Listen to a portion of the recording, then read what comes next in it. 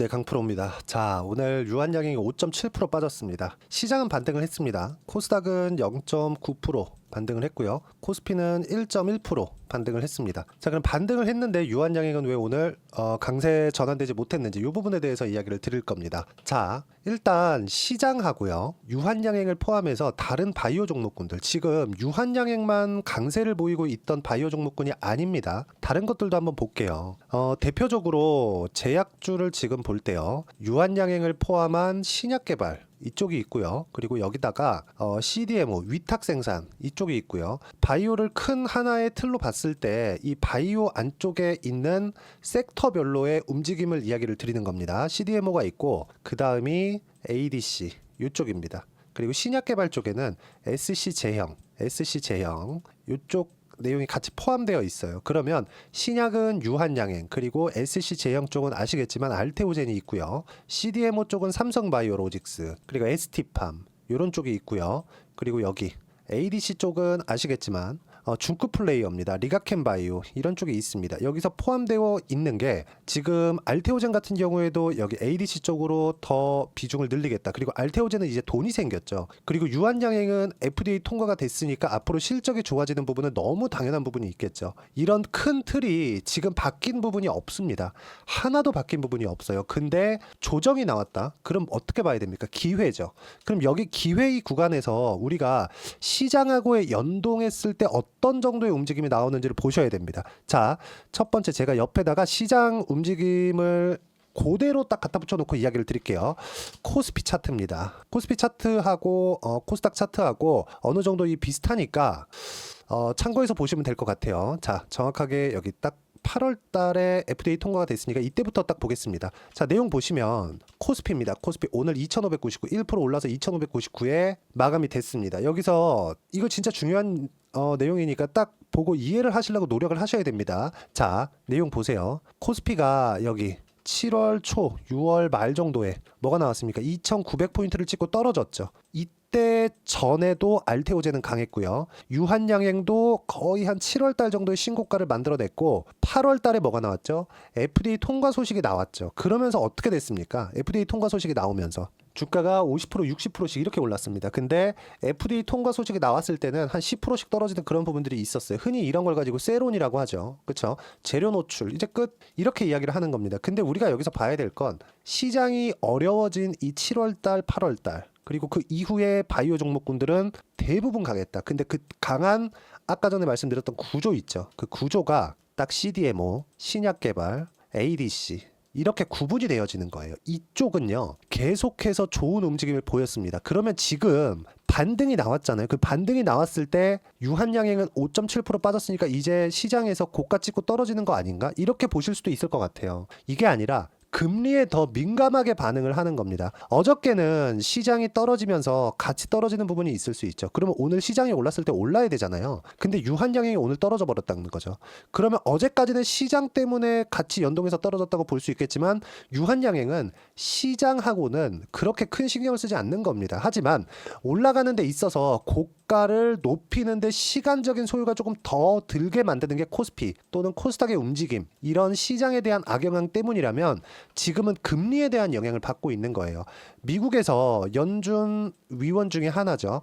카시카리 총재가 나와가지고 실제 미국 채권에 대한 얘기를 딱 하면서 미국 채권이 상승하기 시작했습니다. 금리를 인하하는 속도가 조금 늦어질 수 있다. 이런 부분들이 발생을 하면서요. 미국의 경기가 너무 좋기 때문에 금리 인하 속도가 좀 늦어질 수 있다는 소식이 나오면서 미국의 국채금리, 지표금리라고 얘기하는 10년물 금리가 높아지기 시작했고, 그러면서 여기 조금씩 고가 이 조정을 받는 거고, 주봉으로 돌려서 보면 6.5% 빠졌습니다. 지금 월, 화, 수 끝났는데 6.5% 하락한 게 지금 이 상황이에요. 그러면 여기서 우리가 바이오가 끝이냐? 그게 아니라 다른 바이오. 근데 다른 바이오 중에서 바이오 종목군들 아까 전에 제가 구분 지어 드렸죠. 하나, 둘, 셋. CDMO, 신약, ADC. 이 종목군들 중에서 뭐가 가장 빨리 반등이 나오겠느냐? 그게 오늘 결정이 된 겁니다. 삼성바이오로직스. 그렇죠? 삼성바이오로직스는 보세요. 그쵸? 이렇게 된 겁니다. 먼저 조정을 받았고 올라오는 과정에서 지금 딛고 올라갈 자리를 잡고 있고요.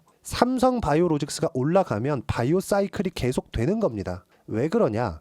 한 축을 담당하고 있기 때문에 여기서요. 만약에 알테오젠도 한번 껴서 볼게요. 이게 지금 바이오 그 큰 틀에서 보면 하나의 그 바이오라고 다 볼 수 있겠지만 내용이 다 다르다는 겁니다. 여기는 신약 개발, FDA 승인, 여기는 CDMO, 생물보안법, 그리고 알테오젠은 SC 제형, 머크와의 계약권, 그리고 ADC까지 확장시켜 가겠다는 긍정적인 내용들. 그렇죠? 그럼 여기서 이격이 가장 컸었던 점, 그리고 상승 구간이 가장 늦게 나왔지만 가파르게 진행됐었던 점. 그래서 지금 나오는 유한양행의 오늘 5%짜리 그리고 어저께 하락한 부분은 이격을 조절하는 과정에서 나오는 일반적인 조정이고 추세 훼손은 전혀 아니다. 여기서 우리가 FDA, 레이저 티닙, 렉나자 같은 거니까 그렇죠? 이 두 가지 내용이 바뀐 게 있나요? 없습니다. 그리고 여기 렉나자가 FDA 통과가 되고 그 이후에 4세대 항암제를 개발하는 걸 취소를 했죠. 왜? 렉나자만으로 충분하니까 굳이 돈을 더 투입할 필요가 없다. 돈을 더 투입하더라도 더 나은 성과를 내기가 어렵다. 이런 본질은 바뀐 게 없다고요. 자, 그럼 삼성바이오로직스가 여기 이번에 조정받은 거 말고 여기요. 9월 말에 조정을 받았을 때는 생물보안법이 다시 뭐 통과가 안 되거나 이런 부분이 있었나요? 없었잖아요. 상황이 바뀌지 않았잖아요. 그래서 여기서 나오는 일반적인 조정 구간. 근데 시장이 너무 안 좋다 보니까 안 좋은 상황에서 자꾸 뭔가 조금 안 좋은 내용들을 붙여서 보니까 그럴 수도 있다는 겁니다. 근데 그런 부분이 전혀 아니죠. 알테오젠도 마찬가지입니다. 여기 8월 달에 시장 급락 나왔을 때 같이 조정 받았습니다. 근데 회복하는 움직임 바로 나오죠. 여기서도 마찬가지죠. 이격 발생하니까 조정받죠. 이격 발생하니까 조정받죠. 이격 발생하니까 조정받죠. 유한양행도 마찬가지라는 겁니다. 유한양행의 여기 FDA 통과 이후에 지금 한 두 달 정도의 시세 이후에 지금 5.7% 오늘 빠졌는데 내용이 바뀐 게 없다. 굳이 뭐 렉나자가 뭡니다. 어떤 내용 나왔어요. 뉴스 나왔어요. 이런 것들 백날 찾아봐야 정말 헛거다. 정말 헛거. 이런 거 내용들 그렇죠? 전혀 그냥 싹 다 무시하시면 되고 이런 내용들을 어떻게 잡아야 되는지 제가 전체적인 내용들을 한 번 더 점검할 건데 그 타점에 대해서 이야기를 드릴 겁니다. 그 부분은요. 여기 소통방에서 제가 하나하나 이야기를 드리고 있습니다. 자, 보시면 제가 유한양행을 여기 계속 매수 구간을 만들어 왔었습니다. 9월달, 8월달부터 시작해가지고 유한양행 그쵸? 유한양행 계속해서 이야기 드려가지고 이 시세 다 먹었어요. 그러면 여기서 우리가 한번 보자고요. 제가 오늘 같은 경우에는 ST팜을 매수를 했습니다. 떨어지는데 10만 원에.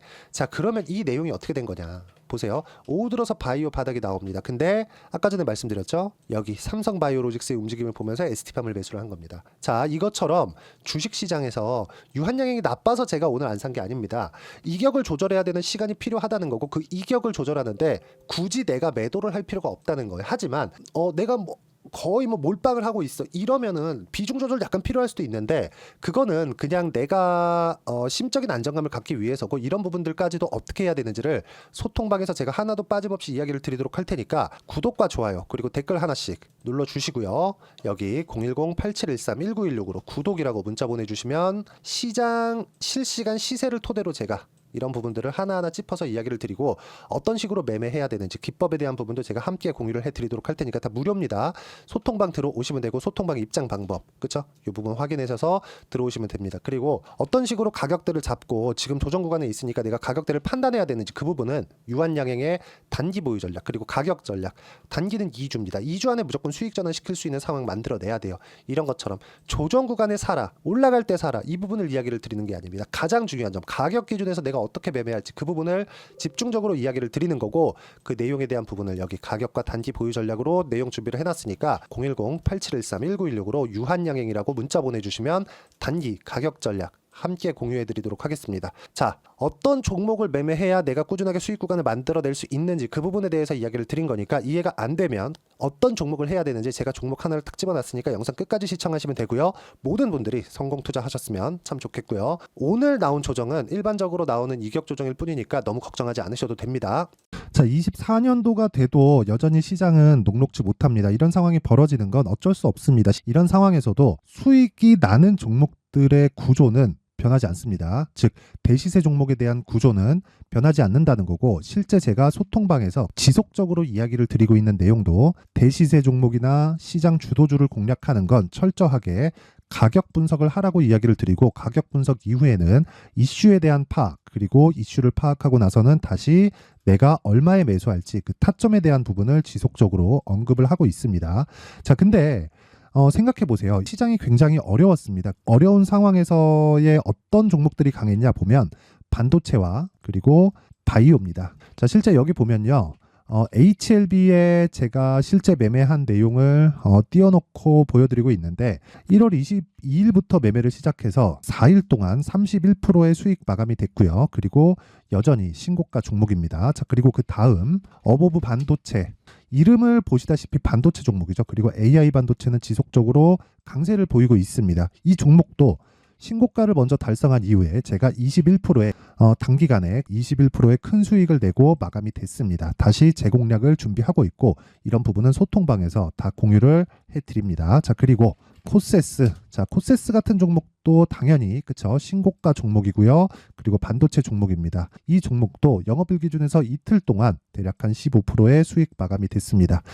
내용을 한번 보시면 어떻습니까? HLB를 포함해서 뭐 30%, 20%, 뭐 15% 이런 식의 수익이 지속적으로 발생하고 있는데 이 세 종목 모두 다 신고가 종목이고 1월 달에 시장이 약세를 보이고 있는 구간에서도 강했었던 그런 종목입니다. 특징점이 하나 있는데 그 이슈에 앞서서 가격이 먼저 반영했다는 거죠. 그렇게 제가 가격을 먼저 보고 이슈에 대해서 파악하는 이유는 결과적으로는 큰 시세를 먹기 위한 사전 준비 작업입니다. 실제로 큰 시세를 먹기 위해서 사전 준비 작업을 했을 때 여기 레인보우 로보틱스 127% 그리고 ISC 98% 그리고 한미반도체 97%의 큰 수익을 내는 상황을 만들 수 있습니다. 어떤 식으로 소통방에서 진행됐는지 그쵸, 그 상황을 제가 이야기를 드린 건데 이런 상황도요 당연히 신고가를 공략했을 때 가능한 겁니다. 자, 그러면 이번에도 마찬가지입니다. 그쵸, 정부 주도의 코리아 디스카운트 해소 방안이 2월 달에 발표를 하고요. 그리고 2월 달에 발표된 내용을 토대로 주가가 움직이는 게 아니라 이미 움직인 내용이 있죠. 실제 이 내용은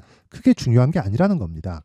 실제 움직인 내용을 보면 자, 기아차입니다. 실제로 12월 달에 신고가를 만들어 놓고 정부에서 입김을 불어 넣으니까 순식간에 기아차를 포함해서 현대차 같은 거대 기업들의 주가가 2주도 채 되지 않아서 40% 정도의 큰 시세를 냅니다. 자, 그러면 우리는 어떤 종목을 봐야 될까요? 이슈를 파악해야 되는 것도 맞지만 철저하게 가격에 맞춰서 매매를 해야 되는 게 당연히 중요합니다. 정부가 주도하는 정책 방향이 있겠죠. 그 방향에 맞춰서 우리가 종목을 찾을 필요가 있다. 자, 그러면 답이 나왔습니다. 정부가 주도하는 방향에 맞춰서 제2의 기아차를 찾는 게 지금은 중요하다. 근데 정부 정책의 방향에 맞게 가자. 그랬을 때 앞서서 제가 보여드렸었던 내용인 여기 레인보우 로보틱스 127% 그리고 ISC 98% 그리고 한미반도체 97%와 같은 수익을 낼 수 있습니다. 물론 시간에 대한 부분은 최소 2주의 시간이 필요하고요. 그리고 최장 3개월 안에 끝내야 됩니다. 자, 기아차의 시세를 보셨던 것과 같이 2월 달에 정부 정책의 방향이 결정되고요. 바로 3월 달이면 시행입니다. 자, 그러면 우리는 거기에 맞춰서 당연히 종목을 찾아야 되고 제가 제2의 기아차를 찾아놨습니다. 제가 아까 전에 소통방에서 이야기를 드렸었던 내용 다 공개를 해드렸는데 그 내용처럼 종목만 받고 싶다 하시는 분들은요. 상단에 있는 제 전화번호로 대시세, 자, 대시세라고 문자를 보내주시면 정부 정책의 방향에 맞는 종목을 모든 분들에게 무료로 공개를 해드리도록 하겠습니다. 자, 제가 원하는 건 채널 성장이 목적입니다. 자, 그래서 구독과 좋아요 꼭 좀 부탁드리고요. 모든 분들이 정부 정책에 맞는 방향으로 매매를 이어가서 큰 수익 보셨으면 좋겠습니다.